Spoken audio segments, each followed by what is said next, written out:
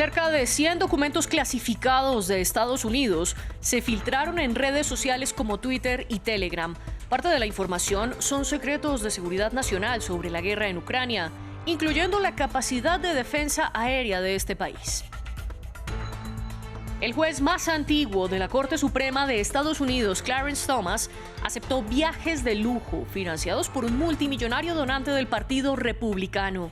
Thomas se defiende diciendo que no tenía por qué reportarlos y que eran un regalo de un amigo cercano. Aumenta la tensión en Medio Oriente. En Israel hubo 2 ataques en un solo día. Primero, un tiroteo dejó 2 muertos y luego un vehículo embistió a varios turistas en Tel Aviv. Esto ocurre horas después de que Israel bombardeara el sur del Líbano y la Franja de Gaza. Bienvenidos a las noticias internacionales aquí en France 24. Yo soy María Clara Calle y es un placer acompañarlos. Iniciamos en Estados Unidos. Este viernes se filtraron en redes sociales cerca de 100 documentos clasificados con secretos militares de ese país, que van desde la estrategia de Washington en China y el Indo-Pacífico hasta Medio Oriente. También hay información sobre la guerra en Ucrania. El Pentágono está investigando cómo se hicieron públicos. Parte de la información parece haber sido alterada, lo que ha llevado a Kiev a culpar a Moscú. Veamos. Según un informe de The New York Times, se han publicado documentos clasificados sobre la guerra en Ucrania en varias redes sociales. Esos documentos detallan los planes secretos estadounidenses y de la OTAN para la asistencia militar a Ucrania. El Pentágono ha abierto una investigación sobre la filtración, pero por ahora hay más preguntas que respuestas. Lo misterioso de estos documentos es que parecen auténticos, pero al mismo tiempo algunas partes han sido manipuladas, por lo que no sabemos realmente cómo se filtraron, desde qué institución, de qué lado se filtraron. El medio Vice informa de que los documentos clasificados aparecieron por primera vez en el sitio web de imágenes 4chan y antes de eso en un grupo de discusión de videojuegos, en Minecraft Discord Server, antes de ser ampliamente compartidos en Telegram. Un investigador del medio Bellingcat ha estado rastreando la cronología de las filtraciones. Los primeros documentos se compartieron los días 1 y 2 de marzo, antes de volver a publicarse el 5 de abril en 4chan y en canales de Telegram. Funcionarios ucranianos han culpado directamente a Moscú, afirmando que los documentos contenían una gran cantidad de información ficticia y presentaban las características de una operación de desinformación rusa, con el objetivo de sembrar la discordia entre Ucrania y sus aliados. Rusia está tratando de influir en la sociedad ucraniana con información y sembrar el miedo, el pánico, la desconfianza y la duda. Es un comportamiento muy típico de Rusia. Son elementos estándar de los juegos operativos de la inteligencia rusa y nada más. Mientras tanto, funcionarios estadounidenses han estado trabajando para que se borren los mensajes de las redes sociales, ante la preocupación de que una filtración de inteligencia de este nivel pueda perjudicar el futuro intercambio de inteligencia entre Estados Unidos y Ucrania. Seguimos en Estados Unidos porque el juez más antiguo de la Corte Suprema de Justicia de ese país se defendió este viernes ante la polémica que protagoniza. El medio investigativo ProPublica reveló que el conservador Clarence Thomas recibió durante 2 décadas viajes de lujo que pagaba Harlan Crow, un millonario donante del Partido Republicano.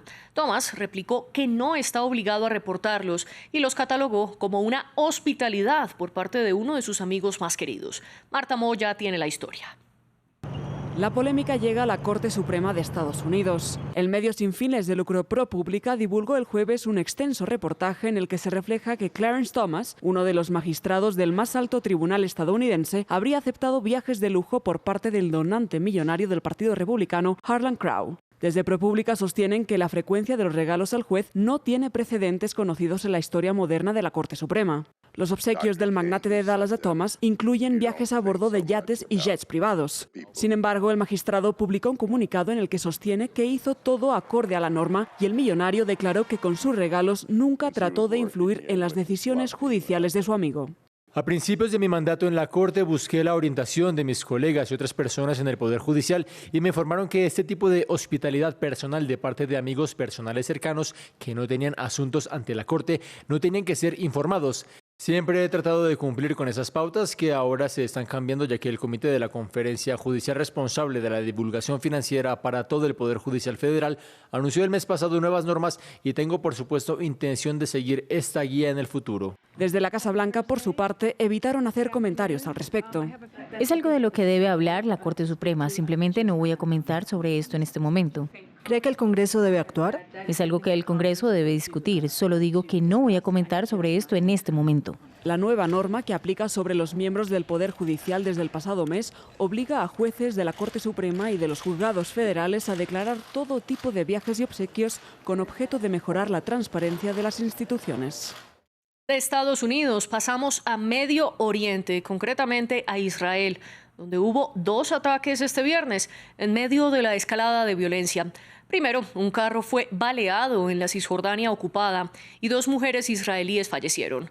Luego, un automóvil atropelló a varias personas en Tel Aviv. Un turista italiano perdió la vida y 5 viajeros más quedaron heridos.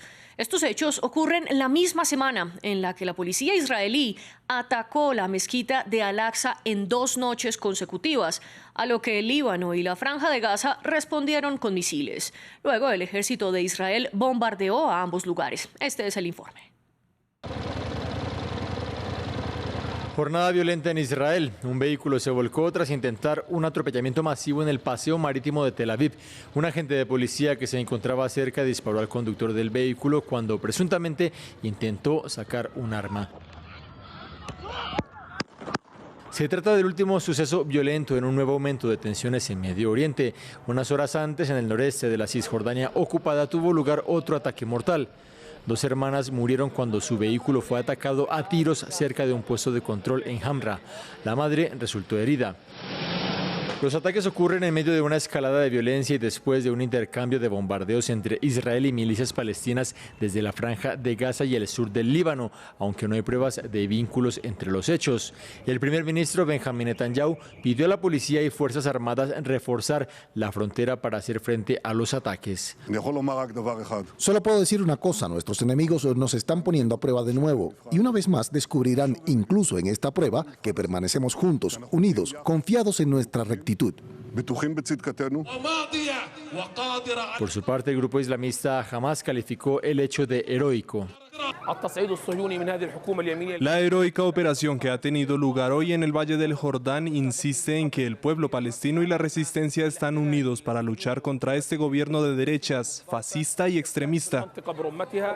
Solamente en los primeros 3 meses de este año el conflicto ha cobrado la vida de 18 personas en ataques por parte de palestinos o árabes israelíes y de al menos 92 palestinos.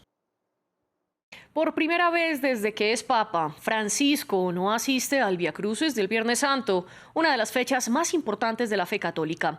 El Vaticano advirtió que el pontífice no asistiría para protegerse de los vientos fríos de la noche, ya que el Papa estuvo hospitalizado hace una semana por bronquitis viral. Sin embargo, sí presidió la Pasión de Cristo. Rafael Pérez tiene los detalles. Es la primera vez que el Papa Francisco, de 86 años, no asiste al Vía Crucis. Su ausencia se debe a la recomendación médica de no exponerse a las bajas temperaturas que azotan Roma tras su hospitalización la semana pasada por una bronquitis. Sin embargo, a la ceremonia que recuerda la pasión de Jesús asistieron unos 20.000 fieles, según la Santa Sede. El dolor causado por la invasión rusa a Ucrania repitió este año y 2 de las estaciones fueron dedicadas a Latinoamérica. La tercera vez que se detuvo la procesión, un centroamericano hizo un llamado de atención sobre la corrupción y el desaliento que provocan el crecimiento del narcotráfico, un flagelo que trae consigo la dependencia, la explotación y la pérdida de hijos. Seguidamente, una madre suramericana contó su parecer por el accionar de las guerrillas. La explosión de una bomba le hizo perder una de sus piernas en el año 2012. Al terminar la jornada, Francisco agradeció por la unión de los católicos. Gracias, Señor, por la luz que has encendido en nuestras noches y reconciliando toda división, nos ha hecho a todos hermanos. Más temprano, el Santo Padre protagonizó un servicio vespertino, organizado acorde a su salud. Así llegamos al final de las noticias, pero los invitamos a que sigan con France 24 porque nosotros regresamos en minutos con más información.